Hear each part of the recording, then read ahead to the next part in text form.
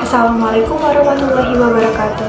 Halo semuanya, perkenalkan nama saya Tri Jayanti. Saya dari Prodi Pendidikan Bahasa Inggris Universitas Islam Nahdlatul Ulama Jepara.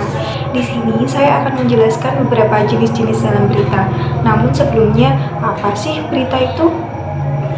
Berita adalah laporan terkini tentang fakta atau pendapat yang penting atau menarik bagi khalayak umum dan disebarluaskan melalui media massa. Nah, di sini ada 6 jenis-jenis dalam berita. Yang pertama, straight news. Berita yang ditulis secara langsung mengenai peristiwa dengan memaparkan peristiwa secara apa adanya. Contohnya berita kecelakaan, perkelahian, kebakaran. Contohnya, polisi tangkap 18 pelajar SMP yang hendak tawuran di Cikupa, Tangerang. Straight news sendiri dibagi menjadi dua, yakni hard news, berita paling umum dan paling banyak ditemukan. Biasanya berisi peristiwa yang serius. Sedangkan soft news biasanya berisi peristiwa atau kabar atau hal yang tidak begitu penting namun menarik dan unik untuk didengar. Yang kedua, ada jenis berita investigative news. Informasi yang diperoleh wartawan melalui penyelidikan untuk memperoleh fakta yang tersembunyi.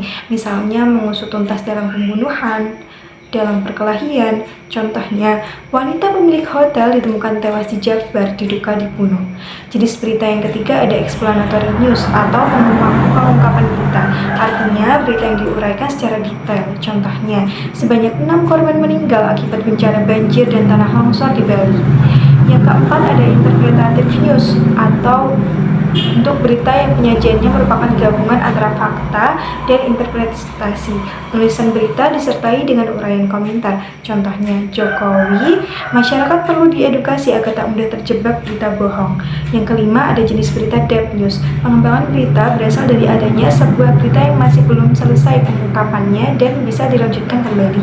Contohnya, 10 hari pendaki asal Kediri diduga hilang di puncak Gunung Lawu. Ini kan masih bisa untuk ditelusuri kembali. Yang keenam ada future story report, karangan khas. Penyajian berita mengabaikan pegangan utama dalam penulisan berita, yaitu 5W plus 1H.